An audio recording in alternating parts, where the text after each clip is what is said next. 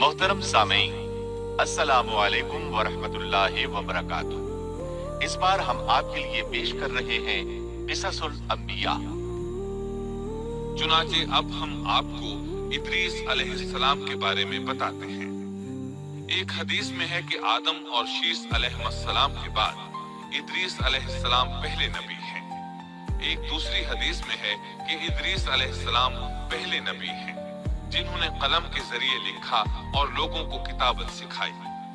हाफिज इब्ने कसीर ने उनका हुलिया कुछ यूं बयान किया है: पूरा कदो कामत, खूबसूरत, खूब रूह, घनी दाढ़ी, उम्दा औसाफ के मालिक, चौड़े कंधे, मजबूत हड्डियां, दुबले पतले, सुरमगी चमकदार आंखें, गुफ्तगू बावकार, खामोशी पसंद, संजीदा और मतीन, चलते हुए नजर निश्ची, इंतहाई फिक्र खौज के आदी, गुस्से के वक्त सख्त गजबनाक, बातें करने में शहादत की उंगली से बार बार इशारा करने के आदी।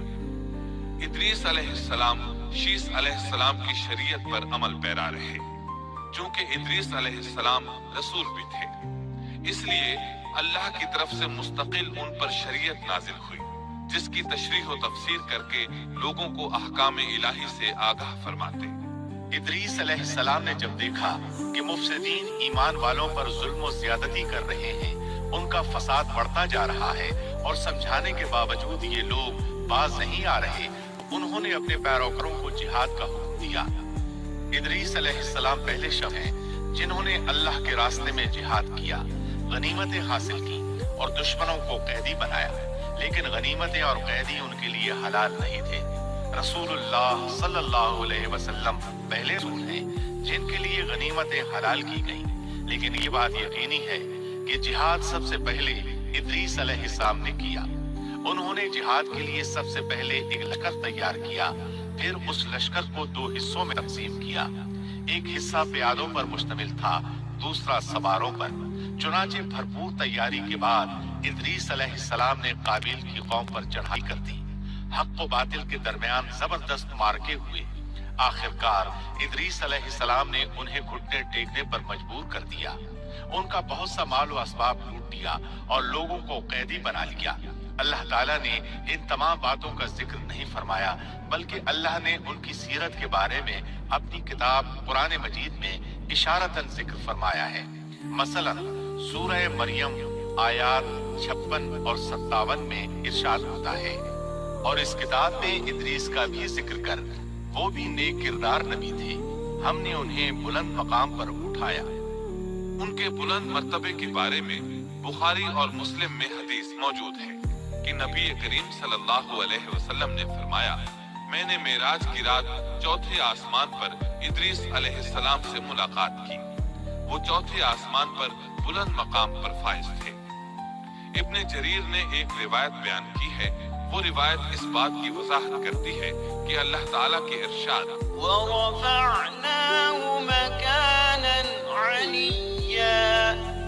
से क्या मुराद है, इसका क्या मफहूम है। इब्ने जरीर के अलावा दीगर बड़े बड़े मुफस्सिरीन और मुअर्रिखीन ने भी इस रिवायत को जिक्र किया है, लेकिन इसकी कोई सही सनद नहीं मिल सकी। वो रिवायत ये है। इब्ने अबी हातिम वगैरह ने इस रिवायत को हिलाल बिन यसार से बयान किया है। वो कहते हैं, मेरी मौजूदगी में इब्ने अब्बास रज़ी अल्लाहु अन्हुमा ने काब रहमतुल्लाह अलैहि से पूछा, काब, इदरीस अलैहिस्सलाम के मुताल्लिक अल्लाह ताला के इस कौल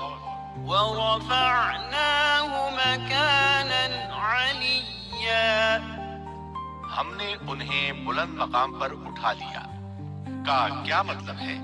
तो काब रहमतुल्लाह अलैहि ने जवाब दिया, अल्लाह ताला ने इदरीस अलैहिस्सलाम पर एक मर्तबा ये वही नाजिल फरमाई, ऐ इदरीस, तमाम अहले दुनिया जिस कदर रोजाना नेक अमल करेंगे, उन सब के बराबर में तुझे हर दिन अजर दूंगा। इदरीस अलैहिस्सलाम ने ये सुना तो उन्हें ख्वाहिश महसूस हुई कि मेरे आमाल में रोज अफजूं इजाफा हो, इसलिए उम्र का हिस्सा तवील हो जाए तो अच्छा है। उन्होंने वही इलाही और अपने इस ख्याल को एक रफीक फरिश्ते पर जाहिर करके कहा, इस मामले में मौत के फरिश्ते से गुफ्तगू करो ताकि मैं नेक आमाल का ज्यादा से ज्यादा वक्त हासिल कर सकूं। اس فرشتے نے جب یہ سنا تو ادریس علیہ السلام کو اپنے بازوؤں پر بٹھا کر لے اڑا۔ جب یہ چوتھے آسمان سے گزر رہے تھے تو موت کا فرشتہ زمین پر آنے کے لیے اتر رہا تھا۔ وہیں دونوں کی ملاقات ہو گئی۔ دوست فرشتے نے موت کے فرشتے سے ادریس علیہ السلام کے بارے میں گفتگو کی۔ موت کے فرشتے نے دریافت کیا، ادریس علیہ السلام کہاں ہیں؟ اس نے کہا، میری پشت پر۔ موت کا فرشتہ کہنے لگا، مجھے اللہ کی طرف سے یہ حکم ملا ہے کہ چوتھے آسمان پر ادریس علیہ السلام کی روح قبض کروں، اس لیے میں سخت حیرت میں تھا کہ یہ کیسے ممکن ہے۔ ادریس علیہ السلام تو زمین پر ہیں۔ چنانچہ موت کا فرشتہ ادریس علیہ السلام کے پاس آیا، ان سے اجازت طلب کی اور ان کی روح قبض کر لی۔